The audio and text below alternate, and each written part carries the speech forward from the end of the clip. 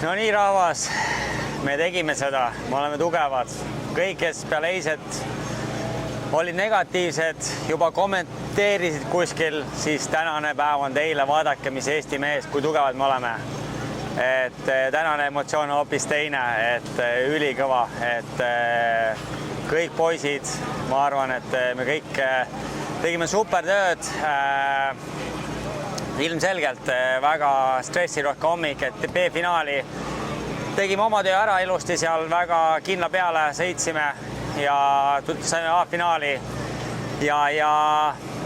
kõik sõidud tulime lõpuni, mis suuri muresid täna ei olnud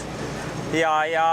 stabiilsed tulemused lõpuni, et eks ikka ise lootsin ka võib-olla mõnda paremat kohta, aga ütlen nii, et see oli mu üks karjääri, ma võin öelda, et see oli top esimene raskuselt cross, et mul lihtsalt nagu siiamaani ma pean istuma, et kuidagi väga raske on olla, et nagu juba peale esimest sõitu, et jõbe raske etapp oli. Aga andsin lõpuni maksimumini mõlemas sõidus, esimene sõit suutsime viimane ring mööduda, see oli hea ja lõppkokkuvõttes 13, no B-finaalist tulla, ma arvan, et see on ülikõva.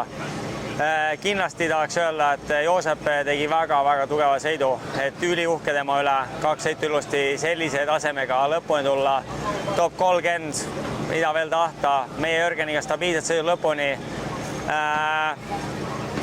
Ainult saan tänada eelkõige esimesena Martin Arumäed, kes on kõik selle kokku pannud, et kindlasti tekitasime stressi meie tiimis, et selle eile mitte peale saamisega, aga tulime ära A-finaali ja üldkogu 13, et ma arvan, et kõik võime rahul olla. Et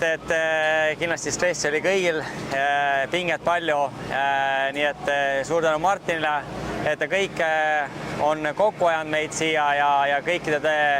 sponsoritega, et ilma teieta me ei oleks siin, et suur-suur tänu, et ikka otsustasime tulla ja väga kõva tulemus siiski, et eks ilm ja kõik on raske ikkagi tulla nii kaugele ja 13 ma ise olen küll väga rahul, ma arvan, et terve tiim on rahul ja tänud Martin, tänud sponsorid, tänud toetajad, tänud kaasalad teleka taga ja tänud mehaanikutele, kes tegid super tööd ja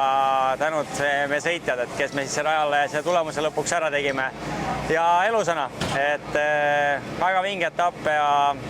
ikka ja palju parem emotsiooni kindlasti täna kui eile.